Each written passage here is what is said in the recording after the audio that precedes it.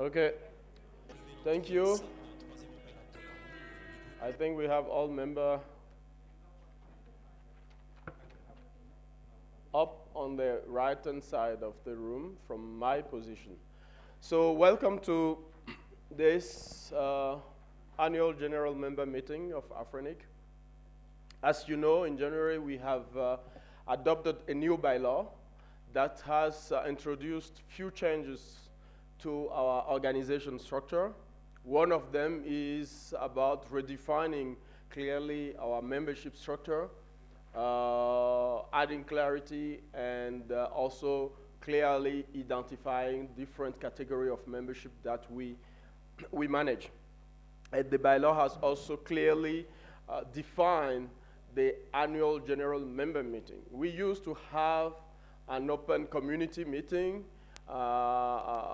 during which we present anything related to the organization as an association, as a membership organization. Now, this will be separated. So as from now, our meeting during AAS will have our community meeting as defined in the bylaw and also the annual general member meeting. The annual general member meeting will have a predefined agenda to which member can contribute to. But the agenda will be presented during the AGMM for approval by the member. And basically, we will talk about the running of the organization. Talk about the structure, different projects that we're working on, financial update, financial report, budget execution update, and also election of open seats on the board. So it is something new that is happening, and the AGMM is chaired by the chair of the board. So welcome to you all, member, and thank you for joining us for this AGMM. There is a remote participation as well. So for the AGMM, the remote participation measures are different from what we had before. The remote participation for member is done through WebEx, where they can see all the presentation and also participate to everything. So we know who is participating remotely as well. We know when we are starting, quite frankly, we have already 30 minutes, we are already 30 minutes late. We will try to catch up as much as possible, but please bear with us. I think this can be a little bit longer than what is on the agenda because of the election procedure, which may be a little bit longer, and due to the fact that we are starting a little bit late as well.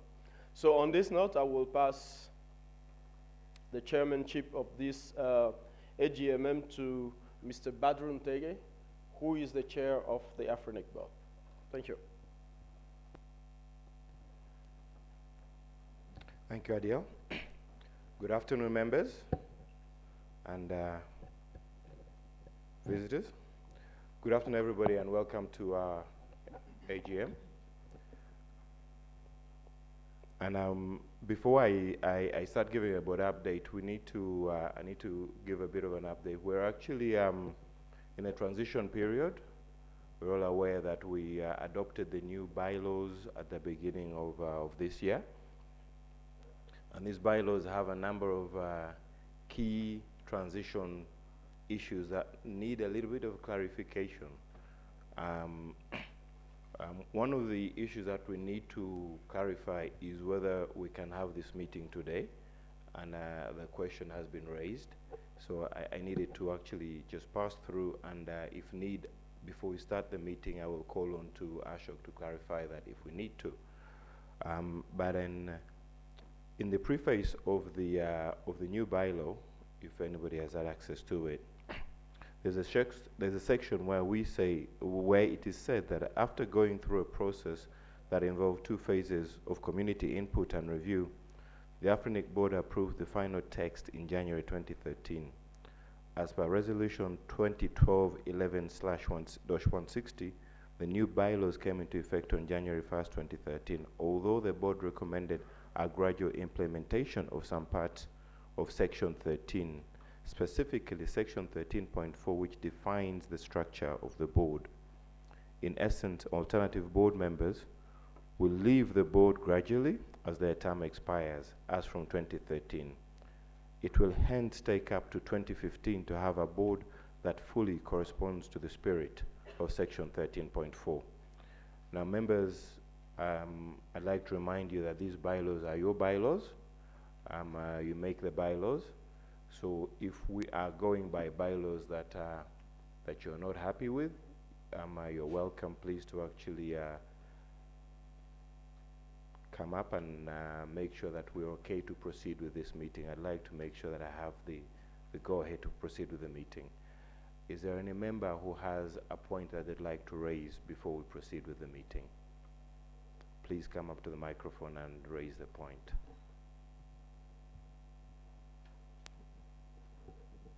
Okay, thank you very much. Since we have no members, we can now officially start the meeting.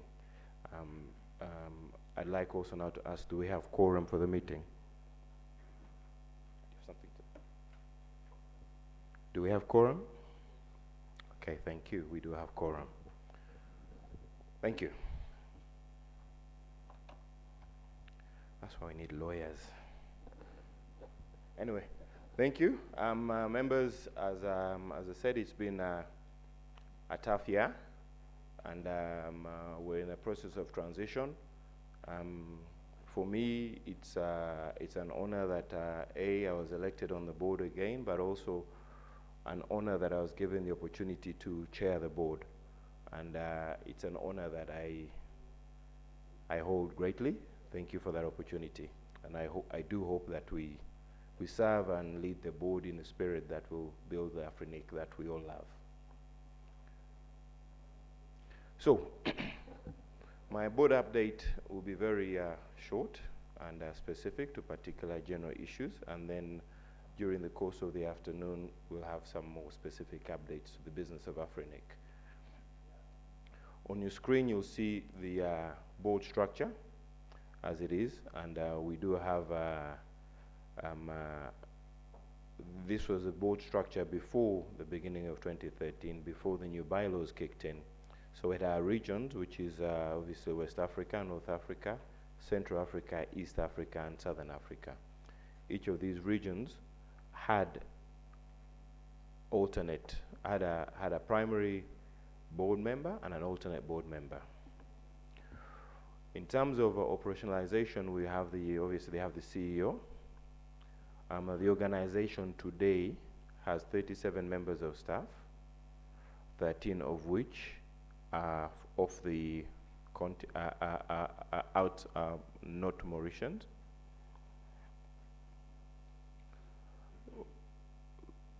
And we also have obviously the different bodies that we work along with. You've got the government working group. Then we have different committees. We have an election committee, we have a remuneration committee, a finance, and an audit committee. Members, I'll be very transparent and let you know that all the committees you see on board, on that list, the active committee has been the election committee. The other committees have been reinstated, and their terms of reference have been set in motion, and they're already active. They're already working. But the other committees have actually come in life in the early part of this year, or the latter part of this year. According to the bylaws, members, you see the new board structure.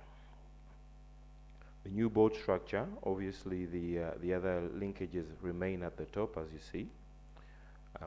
Has a CEO, obviously again, and then with the staff numbers. We then have the regional seats as you see them as they were before. However, we do have a new addition, which is an independent, non-regional board seat. On the board, again, to help us, to help the board be able to make sure that we make the right decisions and to have a fallback when we have challenges, we do have a council of elders. Council of Elders is really a reference point when we have challenges, and usually the chairman has been given the privilege to engage the Council of Elders as and when he feels like he needs fallback advice. And I will assure you, I have engaged them, and it has actually helped me a lot in a number of issues that we have had. So I think we're already seeing the fruits of the new structure as per the bylaws. On your screen, members, you see the board composition. Currently, the board composition has Central Africa, Janvier, Indian Ocean, Lala, who's my vice chair, North Africa, Neza Sami, and the seats you see highlighted are actually open for renewal, which is the elections that are going to be carried on this afternoon. West Africa, Maimuna Diop, who is the former chair. South Africa is Paulos Nyirenda. East Africa is myself, and the CEO appointed by the board to be a part of the board. We have what we call the transition. If you remember the part that I read at the beginning, the old board had alternate members. The new bylaws do not make allowances for alternate members. However, the board made a decision to transition through the alternate members. There was an option to have a complete switchover at the beginning of the year, but the board did make a decision to transition and phase out. Members, as I said, we run, we oversee AFRINIC on behalf of yourselves. So you are free to come up and ask us to justify some decisions we make, and we are open to respond back to those decisions as and when needed, and we hope we will be able to move forward properly. So that decision was made. So as these seats actually expire, there will not be an election for alternate seats. We have committees. We have the Finance Committee, which is Mr. Mark Elkins, myself, and Adiel. Audit Committee, which is Chris Eben, John Walubengo, Janvier, and Paulos. Remuneration Committee, and then the NOMCOM Committee. The NOMCOM Committee is reinstated every year, and I understand they did a very good job this year from what I've been hearing from candidates. So we need to thank them for that at the end. Well, the job hasn't been finished yet, so we will see whether it completes as well as it has moved on. Board proceedings, we have 4 meetings so far in 2013. One face-to-face, which we had last Sunday, and teleconferences. We're planning to have one of the things that we realize is the diversity of the board at times becomes a little bit difficult to be able to serve the board very well with different diversities. So I think there was a last board retreat some time back, so we tend to suggest to have a number of board retreats to make sure that we refocus the board and make sure that we refocus the board alongside the goals of AFRINIC, as opposed to alongside any other goals. So there will be a retreat, and we still haven't really agreed whether we should do it in Mauritius or not, because a number of other discussions that might arise this afternoon. So there is a point. And then we have various resolutions that have gone through 2012. So we had the budget, which we discussed in Khartoum. We have new bylaws that have been going through, which we are now executing. There's an investment policy, and then we have also delegation of authority resolutions. The attendance matrix of board meetings. Members, we are mandated to report back in terms of the members that that you elect as board members, that is the report card of the attendance for the last period. I actually, this is for the part of this year. If members need the 12-month term, we will actually make that available for you as well. One of the challenges that we have had members is members standing for board and then not really going through with their obligations on board. The new bylaws allow us to actually, if a new board member misses, is it 2 meetings within the bylaws? 2 consecutive meetings without a valid reason, there's reason to remove the board member. So we're trying to avoid the situation that we have seen with North Africa. I know they've had challenges within their own space, but they did stand up as to represent their region, and we've had challenges there. But all in all, I would have to say that compared to previous periods like this looks like one of the more positive attendance. And I'd like to thank the rest of my board members for really adhering to our commitments to our time. Thank you very much for that. You make my job a lot easier.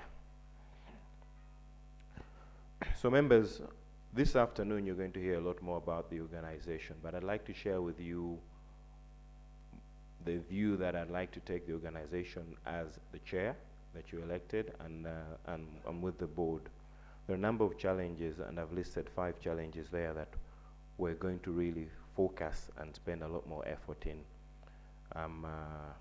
We have an issue in terms of our cash management, and that was highlighted in terms of members, you are not paying on time. And if you don't pay on time, it brings an amazing challenge for us to actually be able to support yourselves. As much as the requests coming in for a lot more services that we need to deliver, but collections, which means that we are going to, and we consulted, and we are going to enforce the reclaiming process will be enforced. There is a process in terms of 3 months. We will reclaim our resources if you don't pay, and that is going to be instituted. We have our lawyer supporting that, so we will have those discussions, but that is going to be instituted. Then resource optimization is a challenge that we're going to be working on heavily. We have invested in a lot of infrastructure. We need to make sure that that infrastructure turns back in terms of return on our investment. We've also invested in a human resource capacity, and we're going to make sure that the human resource that was mandated by the previous board to make sure that the capacity of Afrinic was built up. Our challenge for this current board is to make sure that we now get the efficiencies that were anticipated from those previous board resolutions. It's something I'd like to call velocity, and that is really how our money evolves. Right now, our challenge is we have a big chunk of our money sitting with members, and we need to reduce that time. Because that money really should be with us, either doing something for Afrinic or earning some interest revenue for Afrinic. But right now, we seem to be an interest-free bank for some of our members. So I think you will appreciate that we need to run the organization. So we're actually sharing with you that that is going to be instituted. We will stick to the billing times, and we will reclaim our resources, your resources. Sustainability is a focus for us in the next period, 2013-2014, and some of the resolutions that come up and some of the policies that come out usually give us that challenge. I think you're all aware of one of the resolutions yesterday that is giving me a big headache. So we'll work on that. But one of our main focuses is really to make sure that we make Afrinic sustainable, to be able to continue serving the community. During the last 2 days, there's been a lot of discussions on, and I think if you remember back on the survey we did, talked a lot about our customer service, our times, our turnaround times. There is a performance metric that is available on the website, but over the next couple of months, you're going to see a lot more strict adherence to that. We're going to start reporting on our performance, and we encourage you to make us accountable on that. But you're going to see a lot of that, and the board has made it very clear to the team that we need to make sure that we really respond and deliver to members. So really, in terms of our focus and where we're going, that is where the board is going to focus heavily on how we make our organization accountable. So Adiel and his team are going to be tasked to make sure that on those 5 areas that we've made, we focus heavily on those, and we will report back on those metrics to yourselves. There will be a quarterly report to the board from the organization, and then we will actually make that available in a publicly available mode. We will actually release the right information to yourselves, but we do make a commitment to yourselves that we're going to be able to deliver that. On the customers issue, we've had discussion. We've had during the last couple of days during our discussions, we've had a number of questions in terms of the language, the diversity. The board did make a decision this week in the meeting that there will be you will see a lot more. We're going to make an increasing effort to make translations in terms of the legal documents and the assignment documents for resource acquisition. They will be translated into Arabic and French. So for the Arabic region, the contracts will have an Arabic. They'll still be in English because that is the legal language that we cover, but there will be a translation in Arabic side by side. The same thing will happen for the Francophonie resources. We believe this has been one of the causes for the delays in getting resources, from the point of application to the point of resource assignment. There's been a delay, and most of the times that delay has been at the legal point. The technical guys know what they want, but the internal processes have been slowed down. We do believe that with this move, we will actually speed that up a little bit, which will actually affect our service. Members, thank you very much for your attention, and I will welcome some questions. Thank you.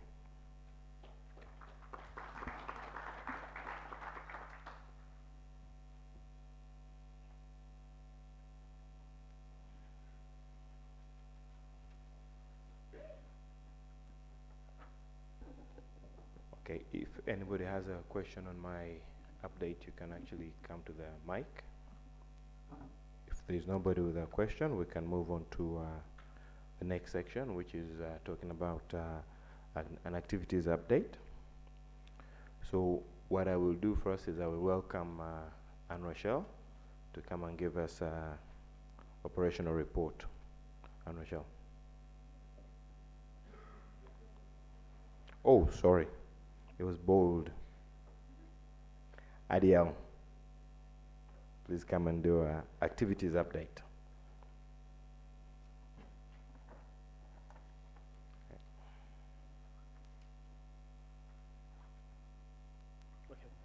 Thank you, Badru. In fact, I'm not doing the activity update, and Rachel is doing it. I was just sharing that session on activity update. See you. But to introduce this activity update, if you were here yesterday morning, I already gave an overview of what we are doing, and what I want you to remember are the first slides that I've presented yesterday. That shows how the environment in which we operate has been changing very rapidly for the past 3 years. And that has pushed and will continue to push us as AFRINIC to readjust and have an operational model that is agile enough to be able to move and adjust as the environment is evolving. And I think that is one of the challenges we are facing now as an organization. This requires a lot of effort for us internally, requires a lot of resources as well, because we have to meet the expectation that is coming from you and from the environment generally. And that has led to an organizational change as well. From a very small organization, we were 2-3 years ago with 12 people working. We are now almost 37. That is also another challenge in ensuring that that transition doesn't impact the service we provide, and we continue to maintain the core activity. So in this update, we'll hear from Anne Rachel, hear from our HR director, Christian, and also from Neria. Those three, Anne Rachel will give a broad overview as a Chief Operation Officer of the operation. Christian will talk about HR, because we believe that our human resources are the most critical asset that we have, because without the staff, we won't be able to achieve our goal.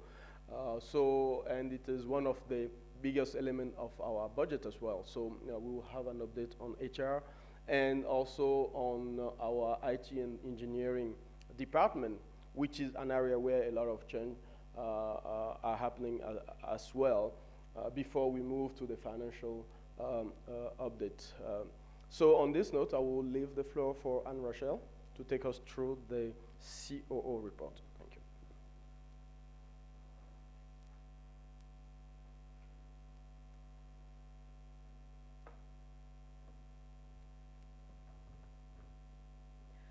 Thank you, Adiel. Board members, welcome to AFRINIC 18. And as Adiel said, I'm going to give you a little bit of an overview on some of the things that we are putting in place at AFRINIC to serve you better. My position is one of them. I look at myself as I said to the team, as the conductor, the one who fine-tunes what is happening in the organization, and especially the three departments that I'm overseeing. So the landscape and our future as AFRINIC. What we have as an organization today, as Adiel told you, is one that has moved from basically what you can call a startup to a small and medium-sized organization that is probably going to become a really big one for the continent. Think of it. We're going to be servicing, 3 billion people, which means, a lot more networks. A lot more networks in the region. That might mean a lot more regulations, probably. You've just got to keep in mind that some of the future members of AFRINIC will be mostly mobile operators. So is this constituency going to move into our fold with a lot of the regulations that they carry? Are we going to see more policies coming? This is one of the reasons why we have actually ramped up the service department people. What else are we seeing? We have been talking for the past 2 days about IPv4 exhaustion and IPv6 uptake. V4 exhaustion this morning, as the registration service person told you, we are seeing, for example, organizations that are coming into this region just to obtain IP space. We have forecasted for this organization to actually have the rest of the IP addresses for the whole community to last for the moment until about 2018 to maybe slightly more.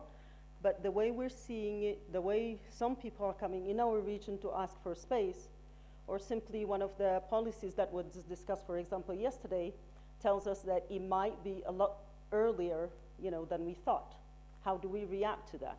This is one of the reasons why this morning, after one of our members talked about what are you going to do about that if it happens, is about, think about it, modelization. We'll, work with the finance department to make sure that this is something that is available to the community to talk about it, and the board will make sure you have that information. Still difficult to convince people to actually uptake IPv6. It's about the monies that are involved. It's also about the decision-making process. Some of the issues that we're seeing is that, the technical people are actually ready to do it, but because of the costs involved, a lot of times, the guys who are sitting in the decision-making place say, no, not yet. Why do you want to force us to go into V6? So it's going to be about making sure that our training department, our communication department, and all of us, you included, to help us make the pitch for V6. As I just said, we might really seriously soon run out of V4. And that comes with a lot other constraints, but I don't think I have time to go into that. Sustainability of Afrinic is one of the things that we're looking into. Operational performance, disaster recovery, business continuity. Neria will tell you about the infrastructure that we're putting in place. The reason why we want to do that is just like any other organization that is supposed to be out there operating 24/7, 365, is that if anything was to happen to our operations right now in our headquarters in Mauritius, that we set some thresholds and basically service levels to be able to restart operations technically and also administratively as quickly as possible, to benefit you. Cost for core function operations. Patrice will tell you more about that, but I wanted you to have just a little bit of the percentages so you can see how much actually our budget is done. And you will see that registration services, which is the place where we have all your operations at heart, is one of our main area of cost. The future at operations. The ambition is to make sure that the departments and the whole of Afrinic gear up to really position Afrinic, as I say, as the backbone of everything IP on this continent. When we look at the fibers that are around this continent, when we forecast, 3 billion people coming and a lot more networks exponentially than the ones that we have today, we have to make sure that operations are working properly. So strengthen the foundation of Afrinic in terms of making sure that at communications level, infrastructure level, so IT engineering, at member services, everything is functioning as excellently as possible is our ambition. Our main goal is to make sure that this works for you. Strive for what we called, if you've looked at our budget for 2013, which is online, some of the things that we're trying to pursue are resiliency, efficiency, and reliability in everyday work. And this all for your benefit. For that to happen, we need internally to make sure that we're sharing those values that are yours too. Transparent communication and making sure that you know what is happening. After all, we're using your money to do that. So, it's fair enough that you can ask questions of us. As our chairman said, please, if there's anything that we can do to help, this is what we're here for. Some of our to-do lists, so translate resiliency, efficiency, reliability into operations. Solid, stable infrastructure again, Neria will tell you about that. Strengthen the team. It's all about making sure that all of the team knows about their work, what they're doing, what Afrinic is about, what we are hoping Afrinic will become, so they can be in it with us all. And that has to be translated into everyday work. On-time delivery of, your bills, anywhere to making sure that, as Badru said, that we can accompany you on documents that are translated today, that some of our staff can speak several languages, which is really very important for this region, I think, and things like that. Review also of the strategic plan for, of AFRINIC. We have one that is on the website that was from 2009 to 2011. So we think that this one has to actually be updated. And this is something that we will entertain with the board and make sure that you members have comments on there. And I do believe that the 2009-2011 one has really good things there that we can actually still translate today and take to the next level. Give AFRINIC more visibility. I was just talking to one of our members who's from Zambia. And he said, the only moments when I hear about your organization is when the bills come. And I just say, okay, pay them. Excuse me. And I said, what do you know about our policies? Well, I've been here and I've been listening to people. And it probably would be interesting that we participate more because some have been raising some issues, particularly, for the latest 2 days about IPv4 depletion and all of that. And I can see why we need to participate. I said, that's fantastic. That is actually exactly what we need. So it is because we were in Zambia and his other people could not come that he finally got to come to this meeting and to now participate. But I think we need to do better. We need to make sure that from the technical people to the decision makers that the information is going out. One of the issues that we have, I do believe, in the technical community is that we have this thing to say people have to be proactive, which is not something that our community, for cultural reasons, is used to doing. So AFRINIC needs to actually go out and meet their people, their community. Make sure that members know what it is about. Make sure that the policies that are being made by some part of the community will come back and impact them if they don't know. I'm counting on all of you here to help with that. Some of the things that we're doing with the communication department are actually geared towards that. Put out more statistics, put out more information, and make sure that the information is traveling to, the decision makers, which is going to entail also internally, to work with our communication department to make sure that the people are saying the right thing for the right audience. Okay? So we are introducing new publications, and we're working on development projects, for example, that are only now being known out there also. So these are all things that we absolutely need people to know. So I'm not going to dwell on this because you heard a lot of it already. Communication department, some of the things that they're responsible for are, for example, organizing the meetings. So a lot of them are present here, and you may have seen them around. We're going to gear up to, as I said, put more technical communications in terms of, giving out people the statistics, but also analysis around the statistics. Because, as I say again, all audiences must be able to read something that is of interest to them in those statistics.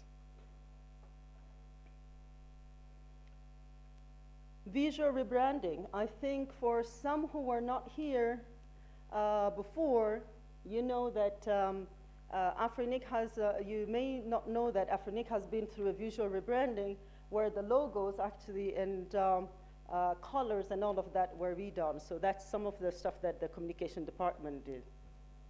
Engineering and IT, I'm going to let Neria talk about this, and actually you heard about all of this since this morning. And this one again, I think I'm going to pass.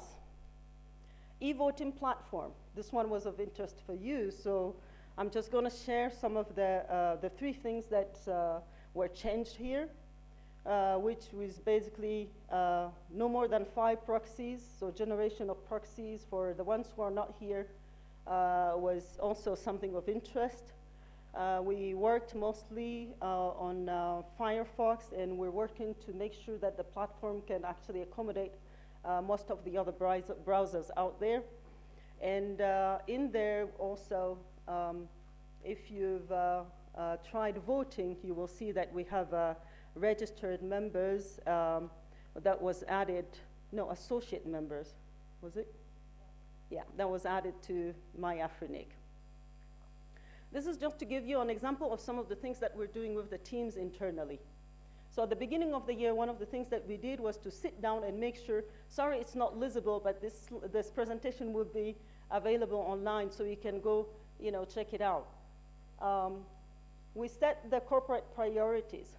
We made sure that each department went around and collected what they were supposed to do, set goals according to priorities, and basically this is an example of the member services department activity. And if you go under registration services, you will see some of the things that they have done, some of the things that they have not done, and all of this is collated every month to say the advancement of each team. Cumulative resources, I think you've seen that, so I'm going to pass on this one. Trends in improvement, I think you heard it since this morning. We are striving to make sure that total turnaround time for new IP resources is 15 working days. Total turnaround for additional IP resources, 7 working days. Some of the issues, and you will see them again in finance department, are lag times that we experience a lot in terms of people not sending the money or having issues with the registration service agreement because it's not in their language, because they need time to get their legal department to agree with that before they can come back to us. But one of the things that is interesting is that we have people who now agree, for example, because their jurisdiction allows that, to have the registration service agreement online, to sign it and send it back to us. So this is one thing that if you're interested in, you can see the member services department. The intuitive new member portal, I'll again not talk about that because Madhvi told you this morning about what it is and actually talked about some of the features that are there. And one of the things that I will insist on is really members contact update. You know by now what it serves, which is really being in touch with you. And I would like to also raise something that I saw on the lists, which is basically some complaining that AfriNIC is spamming them. If that is a trend that you are seeing, please let us know, okay? If you have too many emails that have been subscribed to be, so you can be the contact person for several organizations, then it may happen that, yeah, we look like we're spamming you. Sorry, but yeah, there are probably ways that we can figure out how to work with you all on that. New member satisfaction survey. We put in a survey in MyAfriNIC so that people, when they have finished, this is new members, when they've come in, they've followed through the process and they have actually received their resources, so they can give us a little bit of feedback to say if some of the things that we have done, some were Madhvi talked about this morning in terms of a lot of the hand-holding that we're doing for new members. So quite a lot are satisfied with the registration process. The request for electronic actually signing of the RSA came from also that, but we had been thinking about that. But knowing that people were very satisfied that we were offering that service is actually very nice.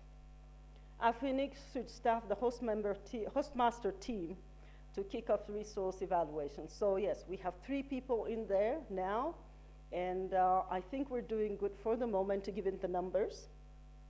And there's also a request for new members coming from new members that say that they want an online tool so they can monitor the progress of their registration process.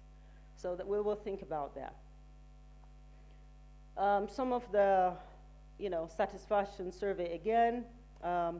We are striving to improve the new member registration portal because of that. So this is last year, AFRINIC for the first time did its yearly survey, and we will have another one in 2014.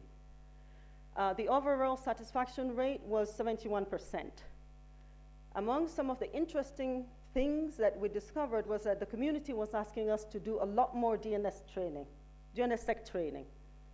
So, but what is interesting to me are the 23 that are neutral, the 1% that are not satisfied, and the 4% that are not satisfied at all. This is part of our communication deal. We gotta go find out why is it that they're not satisfied, what were the outliers in there, because we know there are some, and we need to hear from you. So please bear with us for those surveys. And in as much as you can, please take them, because it's the only way we can hear from you. Or use the mailing lists, or use the contact list that we have so that you can tell us what is going on. This is simply to show you the table of the trainings that we have for this year. 20 for this year, so you can check that out, and actually if the training team is going to your country, you can make sure that you have probably contact with them there. That would be interesting. IPv6 program, you can basically go to these websites and see them, and I think you heard a lot from Hisham and the team during the IPv6 hours that we had here. Our policy person who is here has been very busy this year, actually, with the election process, the policy hand-holding that he does also for the community. The fellowship program, we have 4 fellows here. You may have seen them around because their tags said AFRINIC Fellow. And also we had 9 people who came out of the FIRE program, which is the program where we give out grants to community projects that were here to work on their monitoring evaluation. Here's where you can see our team, and I am here for your questions. Thank you very much.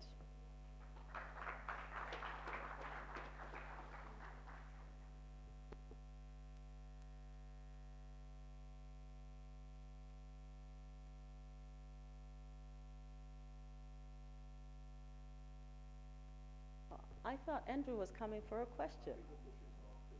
Oh, okay, all right. Well, then, that's clear. We take questions now? Okay.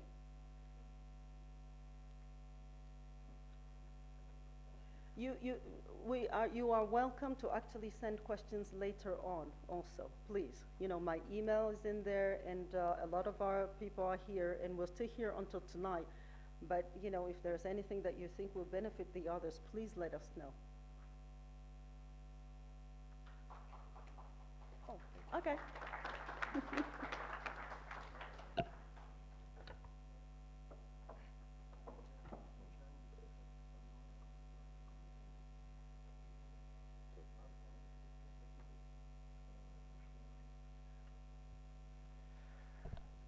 Thank you, Anne Rochelle. Can we invite Christian? Come and do the human resource report.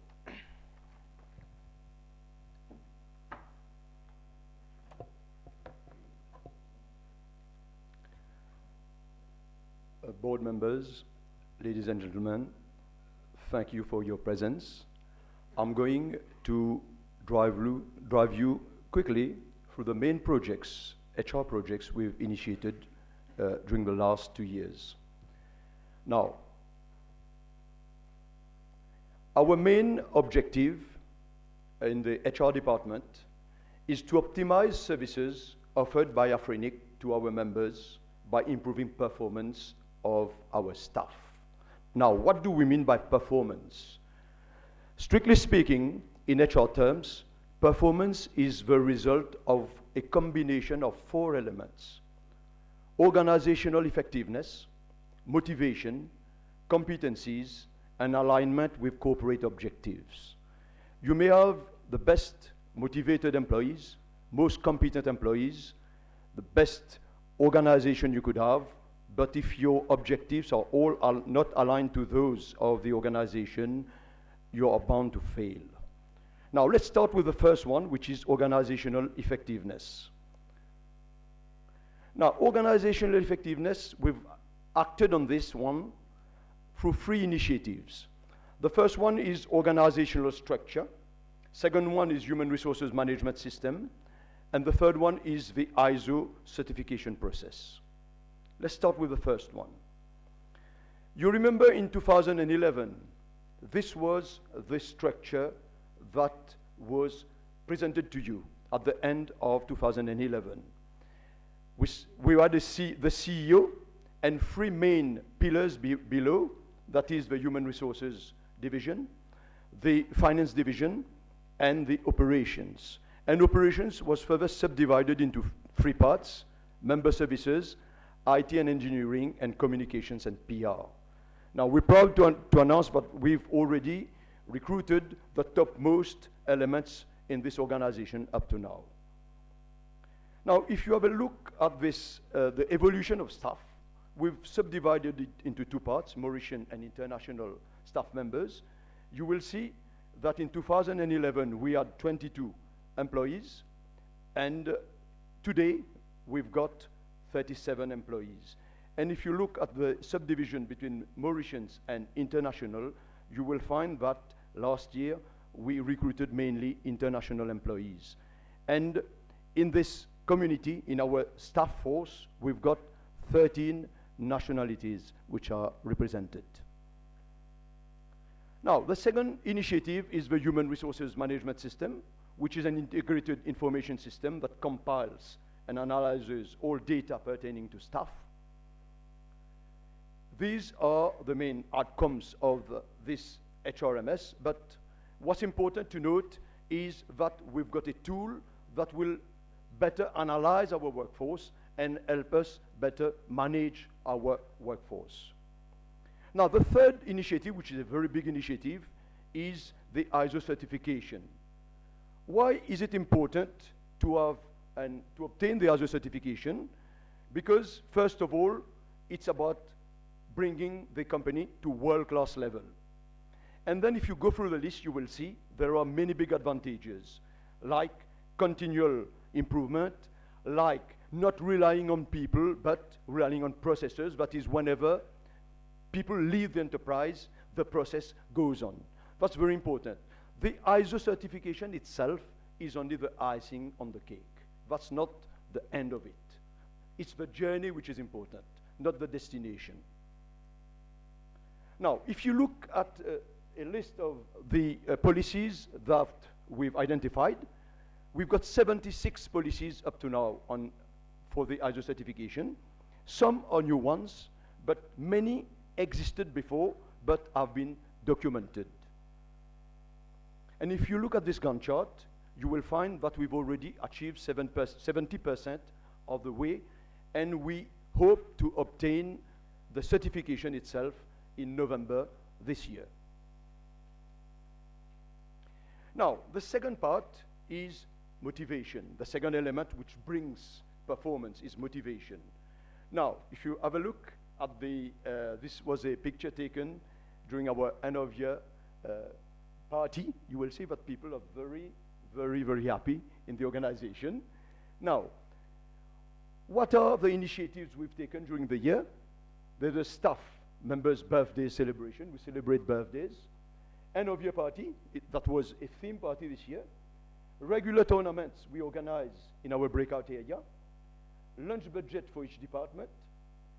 we've got what's very important and which has impacted the turnover rate, the employee turnover rate, is the fact that international employees today are being offered a full-time contract. In the past, it was a 1 year or 2 year contract. Today, it's a full-time contract, which gives them the possibility of obtaining loans from the bank, for example. Now, apart from that, we've carried out a risk assessment for health and safety, and every Friday afternoon, you can join us. We've got Zumba sessions after working hours. Now, look at the impact on the turnover rate. You know, employee turnover, how is it calculated? It's the number of employees who leave an enterprise for whatever reason, divided by the average number of employees during that period, times 100. If you cast a glance at this table, the bar chart here, you will see that the turnover rate, the figures, below, this one, we had a turnover rate of 40, sorry, I can't see it from here, 41.2, which means that 4 people out of 10 were leaving at that time. In 2011, the figure was 26.6, that is, there was a fall in the turnover rate, and this year, it has fallen down to 6.7. That is less than 1 person out of 10 leaving the company. And if you look at the breakdown between Mauritians and international, you will see that last year there was not a single international staff who left the company, whereas the figure was extremely high the year before. Now, the third component of performance is competencies. I'll go briefly through this. We organize, first of all, a training needs analysis, starting at corporate level, and we drill it down to departmental level and individual level, and then we set a training program for our staff to improve their competencies. Now, the second one, which is very interesting, is what we call the staff forum. Every Thursday, from 11 to noon, there is somebody, a staff member, who comes and shares his particular knowledge on his specific field of activities with the others. I myself, the last time, I presented the theories of employee motivation to the staff, because they had never, most of them had never heard of Maslow, Herzberg, Alderfer, etc. So it was interesting stuff for them. So this is how we share knowledge amongst ourselves. And up to now, we've had 21 such interventions. Now, the last part is the alignment with corporate objectives. We do this exercise through our performance management system. Now, it has started with management level, that is at corporate level. If you have a look at the Kaplan's and Norton's balanced scorecard, this is how we've worked it out for corporate level. You know, what Kaplan and Norton say is that for enterprise to be sustainable, it has to work on 4 elements. That is, the processes, the customers, the people, and the financial side, sorry. So this is how we've started our PMS process, starting with corporate level and then cascading it down to departmental level and drilling it down now to individual level. Now, essentially, the best practice in performance management in the world is to attribute 70% of the individual marks to items you can measure, and 30% of the marks to non-measurable items, mostly behavioral skills or competencies, like teamwork, for example. We've already worked about 75% on this first part of the exercise, and for the second part, we've already carried out this year a 360-degree exercise to assess the competencies and behavioral skills of our staff, including our CEO. So everybody has rated everybody else on 14 elements elements, pertaining to competencies and behavioral skills. Sorry, yeah, good. Now, what has been done so far? That's it. And recap briefly, because time is running up. HRMS, we are going to complete it in July this year. The PMS, we need to define the key results areas and the key performance indicators for all employees this year. And we'll carry out a 360-degree exercise as well. So we are completing this exercise. We're going to have the full picture in November this year. And for ISO certification, as I told you, we are going to complete the exercise and be ISO certified in November. So thank you very much.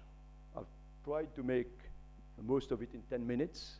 If you've got any questions or if you want to wait for later, no problem. I'll be very happy to answer your questions.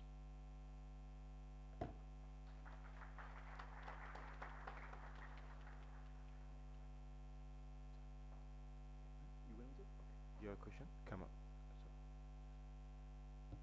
So we have one question.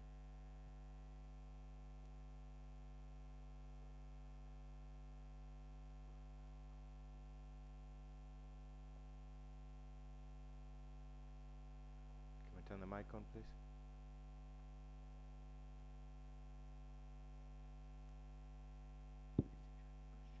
Merci. Oh, merci beaucoup pour cette présentation.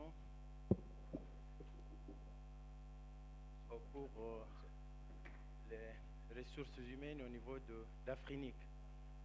Je ne sais pas si je n'ai pas vu ou bien ça s'est caché quelque part au niveau du site d'Afrinic, mais force était de constater que je n'ai pas encore vu, vous pouvez me corriger si ce n'est pas le cas, la façon dont on recrute. Voilà, donc j'aimerais, pardon? Oui, j'aimerais bien savoir, est-ce que ce volet-là est transparent et comment ça se passe? Merci beaucoup. Très bien, c'est une très bonne question, donc je vais vous répondre. Je vous réponds en français, ça va? Right. Donc, nous ne l'avons pas inclus parce que si on avait besoin d'inclure tous les détails des opérations, j'aurais passé une demi-journée avec vous.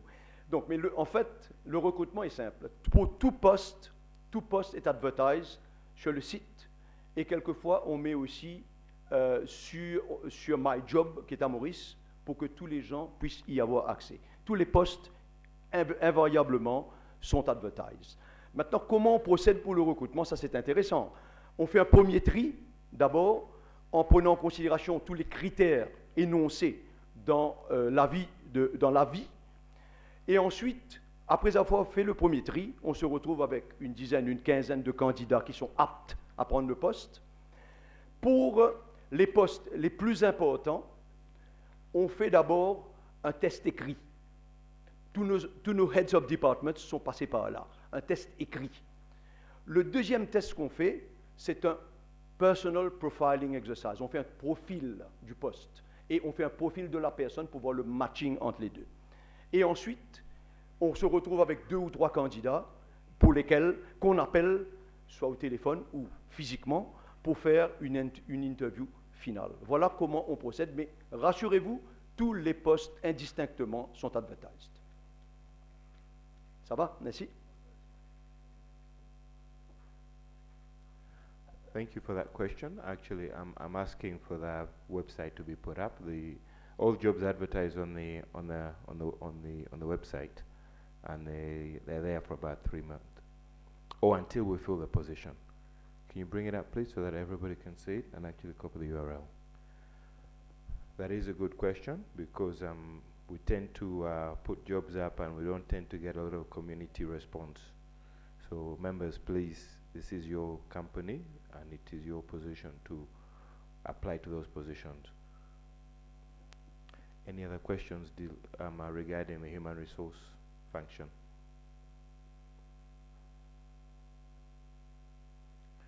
Okay, thank you. Just to summarize on that, members, we went through a phase of a high turnover in terms of losing staff, and there was a concerted look at why that was the cause. A number of mitigating circumstances have been put in place. And if you notice now, when we start showing the churn rate, we're going to be looking at the churn rate between our local Mauritians and also the international. I think one of the things that Christian talked about was on the contracting side. Previously, internationals were given short-term contracts, which did not enable them to actually have all facilities. But as of current, all contracts are full-time contracts, which makes them be able to enjoy all other facilities like bank loans, etc. So, thank you very much, Christian, for that. I'd like to invite the engineering. Please come and give us your update.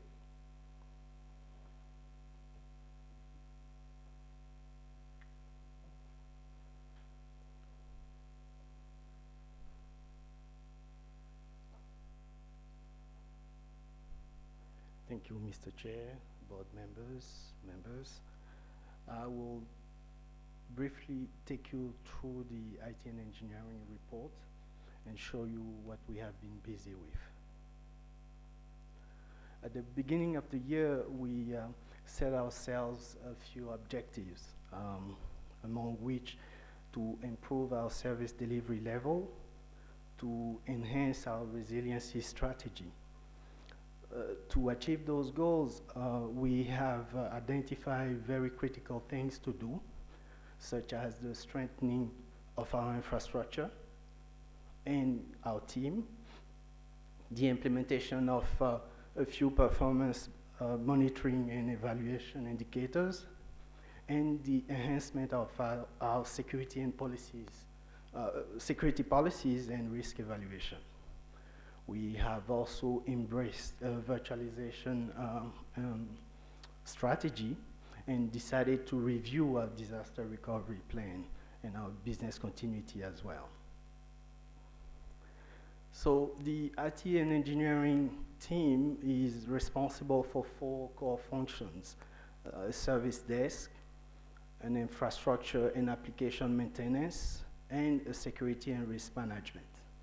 The team is made of 2 units: an infrastructure unit, which employs 4 full-time staff, and an application unit with 4 developers and 1 database administrator.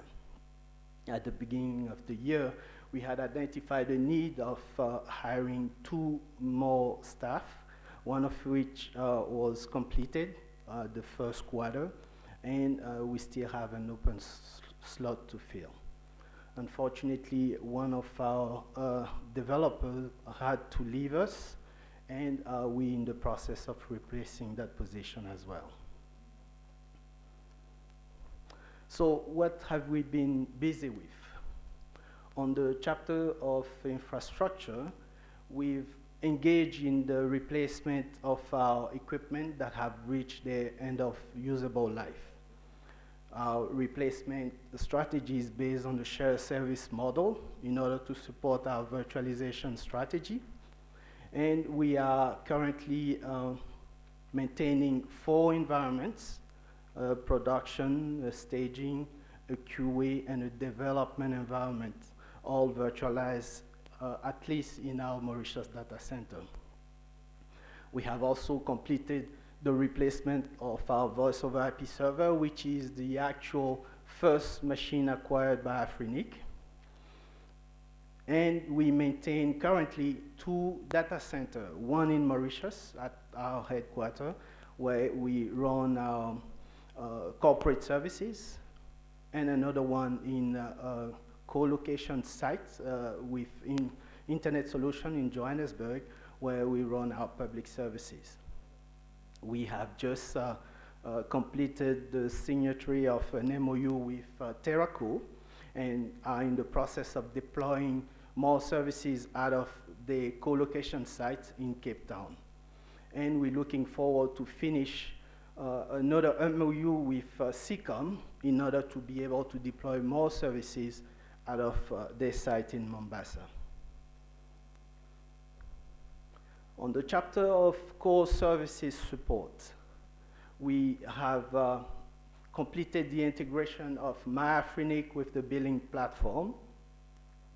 To facilitate the enrollment of potential members, we are currently working and about to deploy a new member registration portal, which will make the process much flawlessly and easy for new members to be enrolled.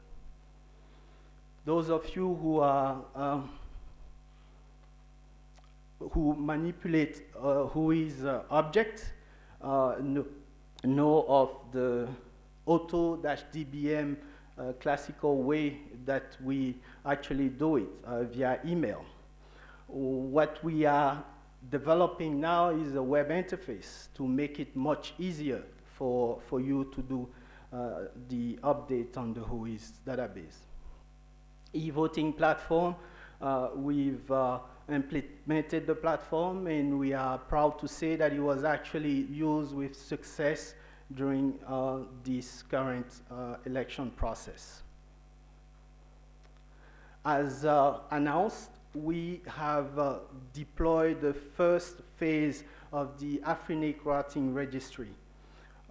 The deployment was completed on June 19th, and enables now our members to create routing objects very easily. We had a buff yesterday about it, and we will amend all our training documents accordingly. The second phase of that deployment project will be to enable mirroring with other areas, which we intend to complete by the end of the year. At that point, redundant objects will definitely be deleted. And by the second quarter of next year, we intend to start the generation of routing configuration files. And obviously, we continue to provide support to our global infrastructure reinforcement initiatives, such as RPKI, DNSSEC, and all the other services that you heard about earlier today.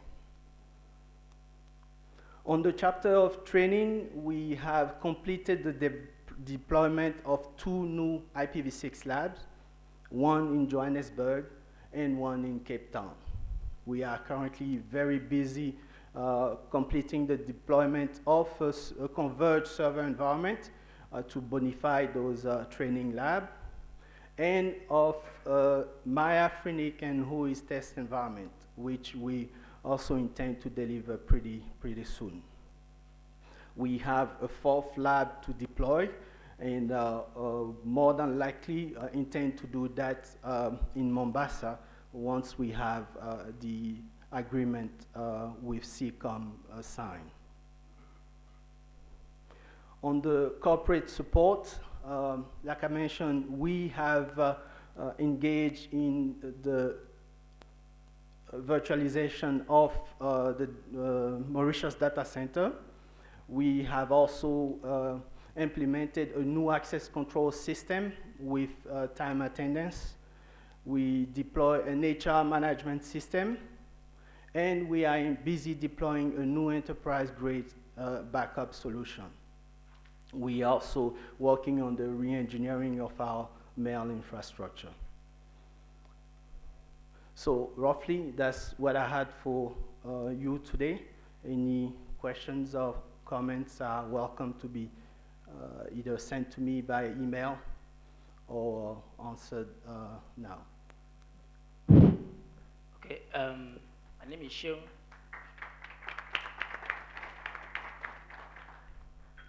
I'm Sean from Nigeria. Thank you for your presentation. While you were presenting, you made mention of something about WHOIS database. And you said for those that want to manipulate, there's now a website or something. I would like to get clarification about that. Is it for, have you been experiencing people manipulating the WHOIS database? And because I don't get the point. Yeah. Secondly, maybe the word to use will have been changed or updated. I need to get clear. My second question is, I would like to know was it the team that you listed, were they the ones that developed the current Afrinic site? Was it an in-house work, or it was outsourced? If it was in-house, I would like to use this opportunity to commend the Afrinic team, technical team, for doing a great job. The site is very good, and as an open source activist and enthusiast, I would like to also commend them for using the open source platform to deliver the site. My third question is there any reason why you particularly decided to put the 2 data centers or the labs in South Africa? Because what if there's a law just came up and they just decide that the law becomes so restrictive? That means that we can't access anything that has to do with data for Afrinic. So I'd like to get clear on that. Yeah. On your first question about the WHOIS object, what I meant to say, I apologize if I wasn't clear enough, is for those of you who actually maintain objects in the WHOIS database, you currently do it via email. You send an email to auto-dbm, and what we're doing is to create a web interface that will enable you to do it more easier, in an easier manner. The web interface is not yet ready. We're busy completing tests, and we intend to have it delivered by the end of July. On your second question regarding the labs, we currently have a lab, an IPv6 lab in Mauritius. We just deployed 2 more labs, one in Johannesburg and one in Cape Town, for basically one main reason, access.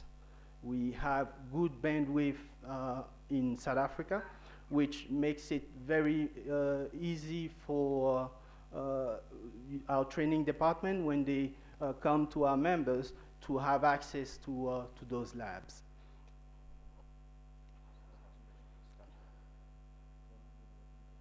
Oh, yes, the last question. Yes, all our applications are developed in-house. The website is taken care of by 2 of our staff members, mainly with the support of the application team. But everything is done in-house. Thank you very much. Sunday from Nigeria. 2 comments. One, a reaction to what you just said. There is very, very good bandwidth in Nigeria. The previous speaker talked about redundancy, not abundance. So you should think about that. Now to my comment.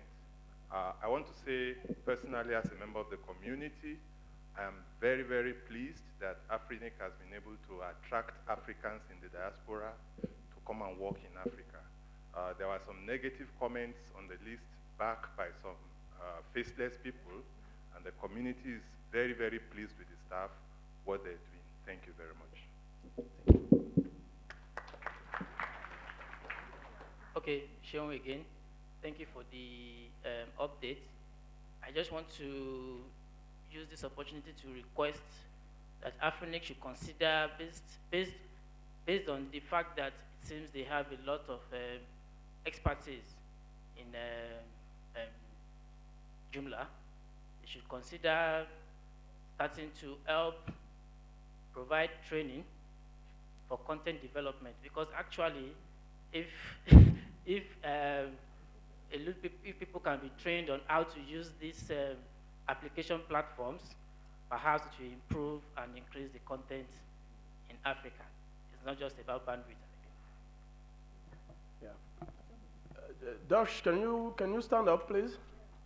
That is the guy. So, when we were preparing to come here, he came to my office. I want to talk to you. What about having a track on Joomla during AFNOC? I will be happy to work on that. So here you go. You want to talk about that? Go to the AFNOG program committee and propose that, and I think that will be something supported by the community. Thank you. May I add something, please? To Thorn, yes. Almost all our applications are developed using open source software, and we are really focused on open source. Thank you.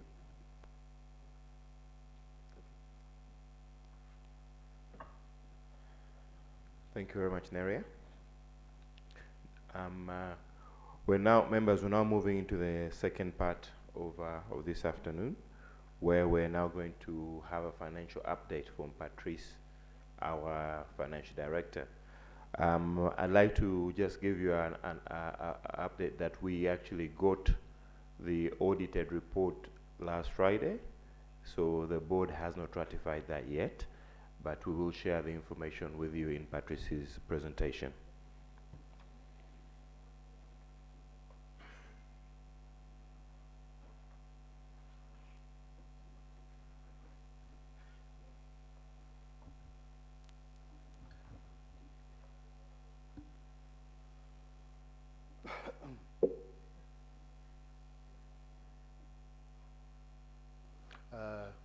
Good afternoon, everyone. I'm going to thank you, Chair. I'm just going to run through the financials. My presentation will come in twofold. The first part of it will be the financial update up to December 2012, and the second one will show the execution of our 2013 budget up to date. So I don't have much time. I hope I'll be able to run through the whole lot. I think the chairman has just mentioned that the numbers for 2012 are still being finalized. In fact, we've just received the first draft of the audit report, and it's still awaiting a partner signature for the board to be able to ratify it. Right. On the whole, this is what our 2012 numbers look like. Our income, which is mostly fee income, as you will see, is we achieved 2.7 million, which represent a drop of 14% against what we budgeted for. And our net operating cost equally saw a drop of 5%. And unfortunately, for the first time this year, we ended up with a deficit of 234,000. So this is basically what, in words, what I've just said. You know, it's basically the total income is 14% below budget, and the net operating cost is 5% below. And this is which has resulted into a deficit of 234. The main culprit there is really the revenue, which has fallen by a lot more than we expected. Now this is a rough summary on the fee income. The drop of fee income during the year is attributed to the main factors. Unpaid fees, we have had to write off quite a number of unpaid fees during the year. And unfortunately, and this obviously not just a matter of writing off, it's resulted into reclaim the resources, and inevitably it impacted on our fee revenue for 2012. And at the same time, we have had a drop in the new members that we had projected that we were going to get. So we ended up with 140 instead of 161. It might seem a bit a low difference, but the timing at which those new members came in is vital. So most of these new members came in the last quarter, which is a lot lower in fees. This is the detailed administrative expenses with all the comparatives, budgets and forecasts and actuals, and you've got on the first side the last year's numbers, which you can all compare. I think, and Rochelle mentioned that these will all be online, so I think you may be able to go into more details and send in questions wherever you feel you need more clarification. Okay, so there's our staff costs, which is the HR cost, has turned out to be lower than what we budgeted for. This was mainly due to delays in the recruitment process, but that was last year, 2012. And the next part of our expenses is classified as distribution. These are all related to members' activities, like the meetings, the bad debts, the advertising, training, and all. This, you will see, there's been slightly up on there, and we ended up at 37 above budget. Yeah.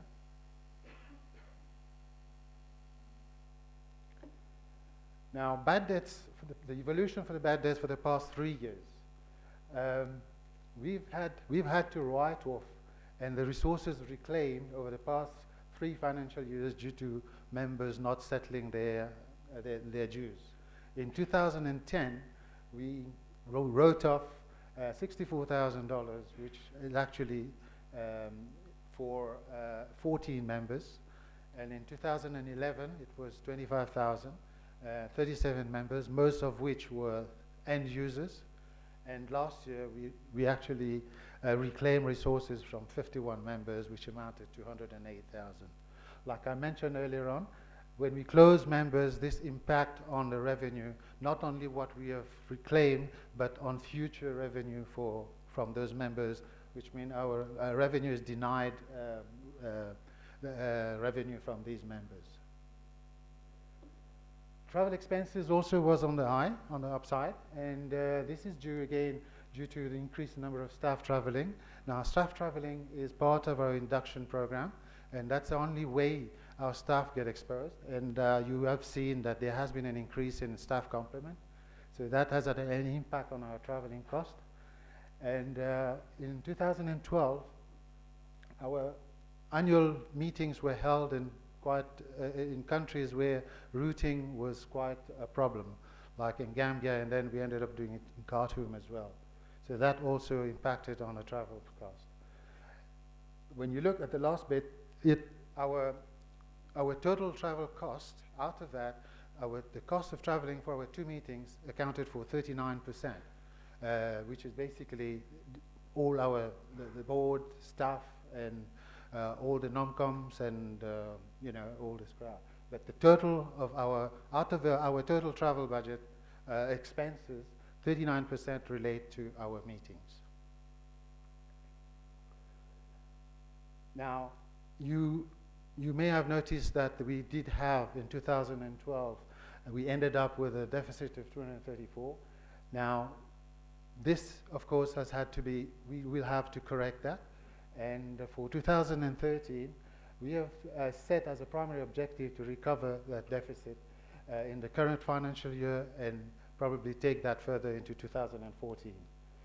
And the next step that we're going to take is basically adopt a very rigorous cost discipline approach on all that. This cost discipline exists already, but we're going to just sort of intensify that so that we can recover the deficit which was in 2012. At the same time, as soon as we get back to the office, we will do a complete mid-year review, which will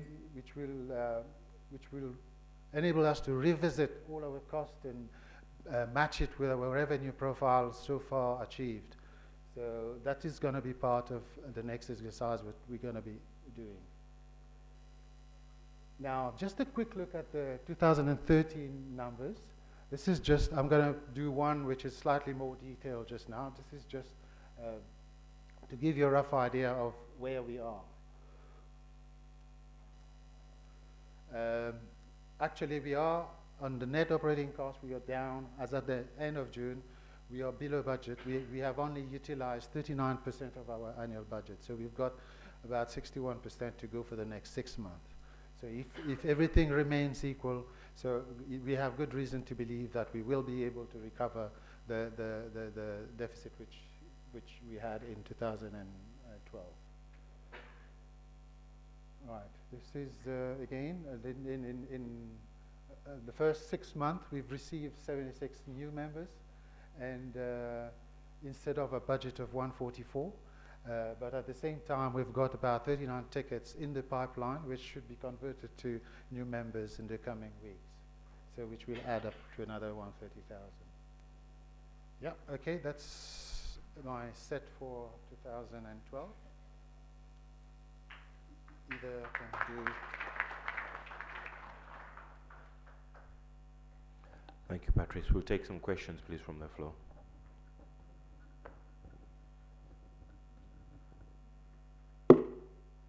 Hi, Saul from eNetworks. Just 2 questions. For a service that you pay for in advance, membership you generally pay for in advance, so how do you end up with such a high bad debt when you are paying things in advance? So that's question number 1.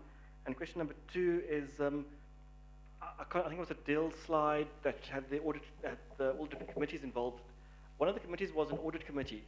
Surely there should be external auditors not auditing from inside the company.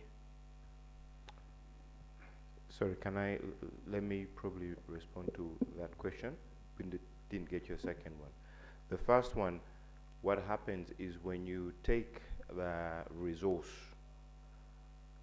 is booked into the account as an income. Now, if you then take the resource and you don't actually pay for the resource, we recall the resource, but we cannot change the account, which is why we then put it as a bad debt. Right? So which what we're going, as I said, mentioned earlier, what we're going to do to mitigate that is to be very, very strict on the in terms of resource reclamation, so that that doesn't happen. But what's been happening is, and this is now speaking from a board level, when we've reviewed, we've asked the same questions that you're asking.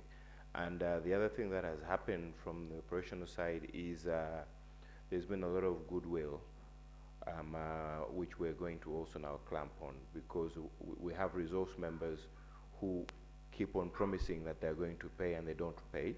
And obviously, in the spirit of the internet, we don't want to break the internet, so we keep on hoping that somebody will pay. So the board has mandated that the 3-month period has to be adhered to. We've checked with legal counsel, and we can actually enforce that. So moving on from last board meeting onward, is going to be mandated, and it will happen. So resources will be reclaimed immediately. Continue. Okay, Chair. This question is meant for Patrick, not you. Patrick, when the resources are reclaimed, is it reclaimed from your WUIs or from the BGP tables? I didn't hear the question. Sorry. Sunday, can you please come back and repeat your question? Patrick did not hear you, please. If you can speak in English. SK2 mail resource. But seriously, Patrick, you can ask for help. But I just wanted to know, when you reclaim the resources, are you taking them out of WUIs so that it's not assigned to that entity in your records, or you reclaim the resources and also wipe it out of the BGP tables so that they are not reachable? You're doing this deliberately, aren't you? Sunday, can I ask Adiel to respond to that, because it is out of Patrick's payroll? Yes, well, we don't have access to their BGP information. So what we do, we wipe them out of the WHOIS database, but we also inform the upstream provider when we have the information that this resource is not anymore allocated by Afrinic. So, but the agreement between the agreement to announce, it's a the agreement between the upstream and the member. In many cases, it stopped working. We have only like 2 members who are still using the resources. In most of the case, is either organization that has shut down or has been merged with other organizations, etc. So what we do is to remove the resources. What we also do that has proven to be useful is that 2 weeks before we remove the resource from the database, we add a comment on the resources saying these resources will be soon reclaimed. And generally, the upstream looked at and say, hey, something is happening. So that's how far we can get till now. But any suggestion or idea are welcome. Okay, Sean from Nigeria. My first question is, I'd like to know whether the audit report being presented, it's internal audit report or external audit report. Then my second question is there a possibility of having this report, for instance, this presentation or maybe the report before the meeting? If we actually have them before the meeting, I would like to be pointed to where I can find them. And the last one, it has to do with the writing off. At what point does a user or a client get written off? I think that has been answered indirectly. I think it's now 3 months, right? Okay, so I'm clear about that. But the last but not the least question is, I'm concerned about the budget. It looks to me like the way Afrinic budget is being done is done to the specific. There's no, for instance, from the country where I come from, when my country writes a budget, if the fuel per barrel is $1.50, they will plan a budget with a lower barrel price. So from the budget you presented, I've also have deficit of that amount. It seemed to me that the budget being planned is to the exact figure. So I think it may be good to plan at least 75% lower so that we won't have to have this deficit. First of all, your first question, it's actually the external audit report. It's the annual statutory requirement that any all incorporated organization must be subjected to, and that report gets done by an independent auditor. And our external auditors are Ernst & Young. He might be somebody that you might know. It's an international organization, and they're quite big. Okay, I think on your answer with regard to the write-off, I think that yeah. With regard to the budget, I think we've got a very rigorous. We've got quite a very lengthy process as to how we tackle our budget. Our budget process starts from what we call the activity plans. Yeah, from each and every department to at the lowest bottom of the operations, and we build it up until it becomes the corporate document. Yeah. So each and every activity which is projected, that's where the budget is derived from. Yes, it could be an idea that we sort of, but then if you do that, if you drop it on the cost, you'll need to drop it on the revenue as well. So you end up being slightly the same thing, but at a lower, you understand? Geert-Jan de Groot, only speaking for myself, I'm on vacation. If you look at the figures and you kind of wave away the 108K because of lost revenue, because of disappearing members, then we're still not in the black. So it takes more than just the recovery of those disappearing members to make things work. Now I know you said, well, you know, we're going to do analysis and once we get back and something like that, but it seems to me kind of alarming that even if that's back, that you are like more than 10% off. So my question is,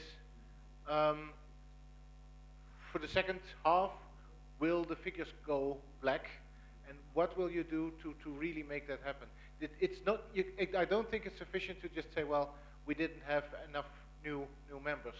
I think it requires, things need to be better in balance, perhaps.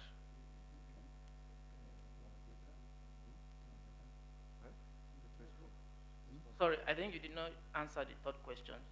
The reports, where can I get them, please? Let me just do a bit of a point of order before response is made.